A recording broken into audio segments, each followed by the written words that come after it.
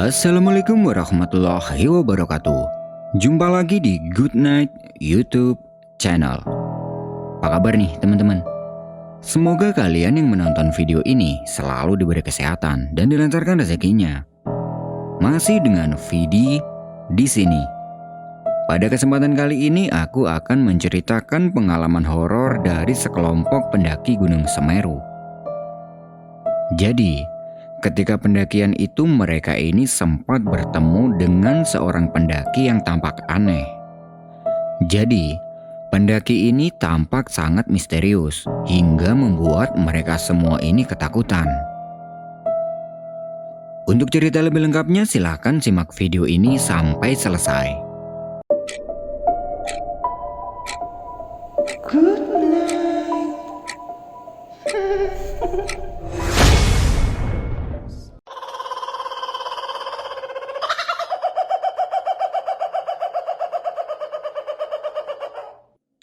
Waktu itu bertepatan hari libur nasional. Tepatnya hari libur apa gitu mereka lupa. Yang jelas, waktu itu ada tanggal merah selama 4 hari. Mereka berempat ini tinggalnya beda-beda kota. Thomas dari Malang, Rega dari Pasuruan, sedangkan Didin dan Anas dari Surabaya. Tapi, mereka ini bekerja di satu tempat di Surabaya. Mereka merencanakan pendakian ke Gunung Semeru nih, ya hitung-hitung untuk mengisi waktu libur saja. Sehari sebelum hari libur, mereka pada pulang kampung dan sepakat kalau berangkat nanti akan mampir dulu di rumahnya Thomas. Karena rumahnya Thomas ini satu arah kalau dari Surabaya menuju ke Gunung Semeru. Singkat cerita, berangkatlah mereka menuju ke Malang. Dari Surabaya, Didin dan Anas sudah janjian sama Rega di Pasuruan. Kemudian, mereka bareng-bareng menuju ke rumahnya Thomas. Sesampainya di sana, mereka istirahat dulu dan sama Thomas sudah disediakan makanan untuk mereka. Oh ya, pendakian mereka ini sekitaran tahun 2011, jadi udah lama banget. Dan waktu itu, belum ada sistem booking online. Dan pendaki pun mungkin gak seramai sekarang. Setelah makan-makan di rumahnya Thomas, mereka lanjut menuju ke Gunung Semeru dan tidak lupa berpamitan sama kedua orang tuanya Thomas. Setelah menempuh sekitar 1 jam perjalanan, sampailah mereka di kawasan Bromo Tengger Semeru dan lanjut menuju ke desa terakhir, tempat mereka akan memulai pendakian. Sesampainya di sana, mereka langsung meminta izin ke petugas yang sedang berjaga. Dan tanpa harus ini itu, mereka diizinkan untuk mendaki hari ini juga. Jadi mereka selesai izin itu sekitar jam 3 sorean. Meskipun gak seramai sekarang, waktu itu di pos ada beberapa pendaki yang juga akan naik. Dan kata petugas pos, hari ini cukup banyak juga pendaki yang sudah naik tadi siang. Ini adalah kedua kalinya mereka mendaki ke Gunung Semeru. Tapi, yang pertama dulu hanya sampai di Ranukumbolo saja. Sedangkan niat mereka kali ini adalah sampai ke puncak Mahameru. Tapi, itu cuma niat saja. Kalau dirasa nggak sanggup, ya mereka nggak mau memaksakan. Setelah dirasa sudah siap fisik dan perlengkapan, perjalanan dimulai sekitar pukul 3:30 sore. Di perjalanan mereka tidak ada kendala apapun hingga sampai di Ranukumbolo sekitar jam 8 malam. Malam itu suhu di Ranukumbolo sangat dingin. Mereka mendirikan tenda untuk ngecamp dan malam itu di Ranukumbolo ada beberapa tenda pendaki lain yang juga sedang ngecamp. Di teras tenda, mereka ngobrol-ngobrol sambil menikmati suhu dingin dengan hangatnya kopi. Setelah dirasa sudah ngantuk, mereka lekas tidur. Keesokan harinya, mereka santai-santai dulu di Ranukumbolo dan berniat lanjut jalan lagi nanti agak sorean. Lagian kalau mau ke puncak kan masih nanti malam. Di situ mereka menghampiri satu rombongan yang kebetulan tendanya tidak jauh dari tenda mereka. Rombongan itu berasal dari Sidoarjo, yang salah satunya bernama Mas Sigit. Orangnya seru dan sesekali suka bikin bahan percandaan. Setelah puas ngobrol-ngobrol sama rombongannya Mas Sigit, mereka balik ke tenda dan siang itu mereka tidur dulu. Sore harinya, sekitar jam 3-an, mereka berkemas dan akan melanjutkan perjalanan naik. Di perjalanan setelah Ranukumbolo ini, Rega mulai merasa malas karena mungkin tadi sudah kelamaan istirahat di Ranukumbolo. Dia mengajak yang lain untuk jalan pelan-pelan saja. Singkat cerita, sampailah mereka di pos Cemoro Kandang. Karena malas tadi, Rega mengajak yang lain untuk istirahat lagi dan mereka semua setuju. Lagian, ini hari masih sore. Nanti lanjut jalan lagi kalau hari udah gelap aja. Di situ mereka mengeluarkan alat masak untuk membuat kopi. Dan sesekali mereka berpapasan dengan pendaki lain yang akan turun. Mereka bertutur sapa. "Monggo mas, ngopi dulu," ucap Thomas menawari pendaki yang sedang turun. Dan ada satu rombongan pendaki yang mampir bareng mereka. "Mau naik apa udah turun mas?" "Baru mau naik mas, di Kalimati rame nggak?" "Ada beberapa sih, yang lain udah pada turun." Sebut saja pendaki itu adalah Mas Atang. Dia dari Malang. Sambil ngopi dan menghisap sebatang rokok, Mas Atang bilang ke mereka, "Nanti kalau lewat area Jambangan hati-hati ya, jangan lupa permisi." Kaget dong, kenapa tiba-tiba Mas Atang bicara seperti itu? Mereka tidak bertanya apapun, hanya mengiyakan saja. Mungkin yang dimaksud Mas Atang ini harus hati-hati, karena ini udah malam. Setelah menghabiskan 1 gelas kopi, Mas Atang pamit untuk lanjut jalan turun. Mereka membereskan peralatan masak, kemudian lanjut berjalan lagi. Dan kali ini, mereka sangat bersemangat. Tidak lama berjalan, sampailah mereka di area Jambangan. Dan seketika itu, mereka ingat dengan perkataan Mas Atang tadi. "Permisi mbah, kita numpang lewat Jih," ucap Thomas dengan pelan. Setelah melewati pelang penanda, mereka mulai masuk ke dalam hutan. Dan belum jauh masuk ke dalam hutan itu, tiba-tiba dari belakang ada satu pendaki lain yang menghampiri. "Maaf mas, ikut jalan bareng ya?" ucap pendaki itu. Iya mas, silakan," jawab Rega yang berjalan di paling belakang. Pendaki itu bergabung sama mereka. Dia pakai kaos hitam, bawa tas ransel kecil dan kulitnya sawo matang. Sambil berjalan itu, mereka ngobrol sama satu pendaki itu.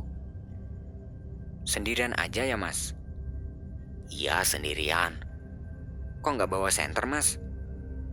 "Bawa, tapi baterainya habis, jadi nggak bisa nyala." Nah, anehnya di situ nggak ada satupun dari mereka yang bertanya nama pendaki itu. Namanya siapa dan asalnya dari mana mereka ini nggak nanya. Jadi seperti tidak terfikirkan sama sekali untuk menanyakan itu. Tapi mereka baru sadarnya nanti. Di tengah hutan itu, Thomas yang berjalan di paling depan mengajak yang lain untuk berhenti dulu karena dia capek. Semuanya pada duduk nih, tapi tidak dengan satu pendaki tadi. Dia berdiri saja dan terus melihat ke arah bawah. "Duduk dulu mas, santai," ucap Rega, dan pendaki itu hanya mengangguk. Sambil duduk itu, Rega mengeluarkan cemilan dan dimakan bareng-bareng. Tidak lupa, mereka menawari masnya tadi yang masih berdiri. "Mas, monggo ini ada cemilan," ucap Thomas. Masnya itu mengambil cemilan dan memakannya sambil berdiri. Terlihat, masnya ini makan dengan lahap, mungkin dia lapar. Setelah selesai makan banyak cemilan itu, cemilannya dikembalikan ke Thomas. Dan di sini ada sedikit keanehan. Cemilan itu masih kelihatan utuh. Padahal tadi jelas-jelas masnya ini makan cukup banyak. Harusnya ini udah berkurang banyak dong. Thomas sudah mulai merasa curiga sama masnya ini. Tapi dia tidak bilang dulu ke yang lain. Setelah cukup istirahat, mereka semua berdiri dan perjalanan dilanjutkan. Posisi berjalan mereka masih sama seperti tadi. Thomas di paling belakang, dan di belakangnya Thomas adalah pendaki yang ikut bareng tadi. Singkat cerita, sampailah mereka di area Kalimati. Nah, sebelum sampai di area camp itu kan vegetasinya sangat terbuka, jadi cahaya bulan terlihat sangat terang. Mereka berjalan menuju ke tempat camp, yang di sana sudah ada beberapa tenda dari pendaki lain. Ketika sedang berjalan, tanpa sengaja Thomas melihat ke bawah. Dan ada sesuatu yang aneh. Jadi, kondisinya malam itu kan cukup terang bulan. Pastinya mereka kalau berjalan ini terlihat bayangannya dong. Memang ada bayangannya, tapi tidak dengan pendaki yang ikut bareng tadi. Jadi kondisi bulannya itu ada di sebelah atas kiri mereka, dan pastinya bayangan mereka ada di bawah kanan. Karena belum yakin dengan apa yang dilihatnya itu, Thomas memperhatikan teman-temannya yang lain, dan semuanya ada. Tapi kenapa pendaki yang satu ini tidak ada bayangannya? Thomas mikirnya mungkin yang ikut ini bukan pendaki beneran. Mungkin itu adalah lelembut. Karena setahu Thomas, kalau lelembut itu memang tidak nampak bayangannya. Kalaupun nampak bayangannya, itu pasti tidak nampak wujudnya. Sampai di sini hanya Thomas yang sadar. Senter diarahkan ke punggung pendaki itu, dan kelihatan jelas kalau itu memang pendaki. Dilihat ke bawah lagi, tetap tidak ada bayangannya. Thomas merasa takut. Dia langsung saja lari ke depan dan jalan beriringan dengan yang lain. Sesampai di area camp Kalimati, mereka langsung duduk lemas karena capek. Dan saat itu mereka dibuat heran. Herannya kenapa? Pendaki yang sama mereka tadi itu tiba-tiba tidak ada. Gak tahu perginya kemana. Masnya tadi kemana? Tanya Rega. Loh, iya, kemana ya? Lanjut Didin. Mereka celingukan mencari masnya tadi, tapi memang benar-benar tidak ada. Paling udah gabung sama pendaki lain, ucap Thomas. Oh iya, masnya tadi namanya siapa ya? Dan dia asalnya dari mana? Tanya Rega. Nah, di sini barulah mereka semua pada sadar. Kenapa semuanya tadi tidak terfikirkan untuk menanyakan nama pendaki itu dan asalnya dari mana? Mereka saling melihat satu sama lain sambil tersenyum kecil. Kalian udah pada paham kan? Aku tadi sempat ngelihat ada yang aneh sama orang itu, tapi besok aja aku ceritain, ucap Thomas. Mereka semua mungkin sudah paham, tapi memilih untuk diam. Dan menghilangnya pendaki tadi membuat Thomas merasa lega, karena setidaknya dia sudah tidak takut lagi. Di Kalimati itu mereka berunding akan mendirikan tenda di mana, dan Rega memberi usul kalau campnya di atas saja, yaitu di Arcopodo. Tujuannya agar besok kalau mau ke puncak tidak jauh-jauh. Setelah itu, mereka lanjut jalan lagi dan sampailah mereka di Arcopodo. Nah, ini sedikit informasi nih buat teman-teman. Sebenarnya untuk camp di area Arcopodo ini sangat tidak rekomendasi karena di sana cukup bahaya. Selain jarang ada pendaki yang camp di sini, debu vulkanik dari Mahameru bisa saja turun ke area ini. Dan kalau debu itu sampai ke hidup manusia, akibatnya bisa fatal. Di Arcopodo itu terlihat ada satu rombongan yang sedang ngecamp. Rombongan itu ada 2 tenda. Mereka menghampiri tenda yang terlihat ada penghuninya. Jadi, satu tenda masih ada orangnya di depan dan yang satunya lagi sudah tertutup rapat. Permisi mas, ikut camp di sini ya, ucap Rega. Monggo camp aja, di sini nggak ada tanah kafling kok. ucap salah satu pendaki itu yang sedang ngecamp. Tenda mereka dirikan di sebelah kanan pendaki itu. Setelah itu, mereka lanjut ngobrol-ngobrol sedikit untuk mengusir hawa dingin di Arcopodo. Jadi waktu itu ada 2 orang pendaki yang sedang duduk di depan tenda. Karena malam itu sangat dingin, mereka memutuskan untuk masuk ke dalam tenda. Karena jam 1 dini hari masih cukup lama, beberapa dari mereka ada yang tidur. Singkat cerita, waktu sudah menunjukkan sekitar jam 1 dini hari. Terdengar di luar sudah ada beberapa pendaki yang sudah dalam perjalanan summit dari Kalimati. Thomas yang waktu itu tidak tidur, dia langsung membangunkan teman-temannya untuk menyiapkan perbekalan. Setelah itu mereka semua pada keluar tenda. Di luar tenda, 2 pendaki yang tadi juga sudah siap akan summit dan mereka sepakat untuk jalan bareng-bareng. Tapi sebelum berangkat ada kejadian aneh. Tadi kan mereka sampai di Arcopodo ini melihat ada 2 tenda. Dan 2 tenda itu mereka mengiranya adalah satu rombongan. Dan saat itu tenda yang satu lagi tidak ada. Loh mas, temen yang satunya mana?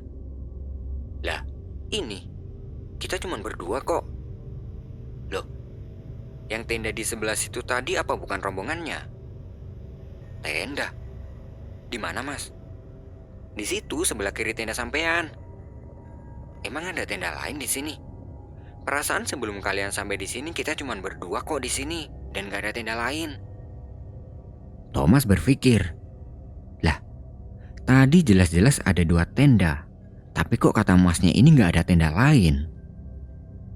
Dari belakang Rega menyahut, iya mas, tadi di sebelah situ ada tenda lain. Kami kira teman masnya juga. 2 pendaki itu semakin bingung.